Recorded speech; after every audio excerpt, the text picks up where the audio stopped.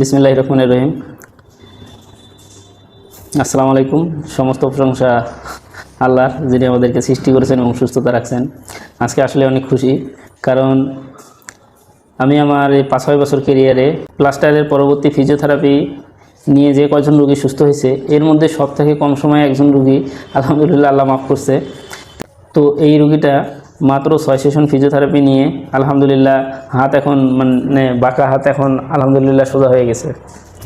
তো এই রোগীটার কিছু ভিডিও করে রাখছিলাম আমি। রোগীটা যেদিন প্রথম আসে ওই দিন রোগী হাত এত ব্যথা ছিল, রোগীর হাতে হাত কাজ করাই যাইতেছিল না, ইভেন প্রচুর শক্ত হাতে, প্রচুর ব্যথা এবং প্রচুর শক্ত হাত, ট্রেনেও সোজা করা যায় না। হ্যাঁ, তারপরেও আমার কিছু মানে টেকনিক আছিল, এই সব টেকনিকগুলো আমি অ্যাপ্লাই করি। দ্বিতীয় দিন মোটামুটি তার থেকে একটু উন্নতি হয়। তৃতীয় দিন আলহামদুলিল্লাহ রোগীর হাত অনেকটাই প্রায় ইমপ্রুভমেন্ট আসে। হ্যাঁ, পরে ফিজিওথেরাপি শেষে কিছু ভিডিও ক্লিপ রাখি, এখন যেটা দেখতেছেন এটা রোগী যেদিন তৃতীয় দিন ফিজিওথেরাপি নেয়। তারপর আলহামদুলিল্লাহ চতুর্থ দিন রোগীর ইমপ্রুভমেন্ট আরও অনেক ভালো আসে। দ্বিতীয় দিনেও যে সমস্যাগুলো ছিল, এই সমস্যাগুলো চতুর্থ দিনে আর দেখা যায় না। মাশাআল্লাহ আলহামদুলিল্লাহ এখন পঞ্চম দিনের ক্লিপটা আসলে দেখলে আপনারাই বুঝতে পারবেন রোগীর কী অবস্থা।